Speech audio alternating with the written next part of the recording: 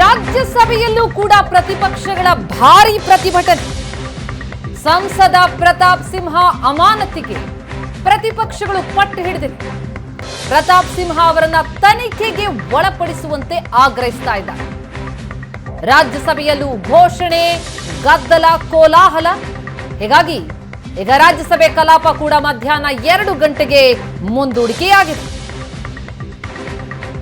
ನಿನ್ನೆ ನಡೆದಂತಹ ಭದ್ರತಾ ವೈಫಲ್ಯ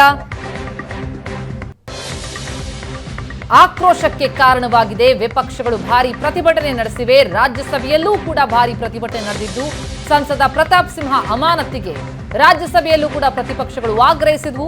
ಪ್ರತಾಪ್ ಸಿಂಹ ಅವರನ್ನ ತನಿಖೆಗೆ ಒಳಪಡಿಸಬೇಕು ಅನ್ನುವಂತಹ ಆಗ್ರಹ, ಘೋಷಣೆ, ಗದ್ದಲ, ಕೋಲಾಹಲ ನಡೆದಂತಹ ಹಿನ್ನೆಲೆಯಲ್ಲಿ ಈಗ ರಾಜ್ಯಸಭೆ ಕಲಾಪವನ್ನ ಮಧ್ಯಾಹ್ನ 2ಕ್ಕೆ ಮುಂದೂಡಿಕೆ ಮಾಡಲಾಗಿದೆ. ಲೋಕಸಭೆಯಂತೆ ರಾಜ್ಯಸಭೆಯಲ್ಲೂ ಕೂಡ ಕಲಾಪ ಮುಂದೂಡಿಕೆಯಾಗಿದೆ.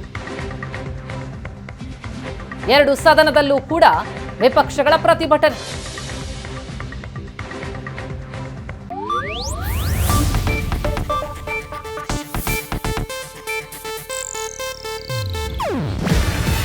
ಇದು ಏಷ್ಯಾನೆಟ್ ನ್ಯೂಸ್ ನೆಟ್ವರ್ಕ್ ಪ್ರಸ್ತುತಿ.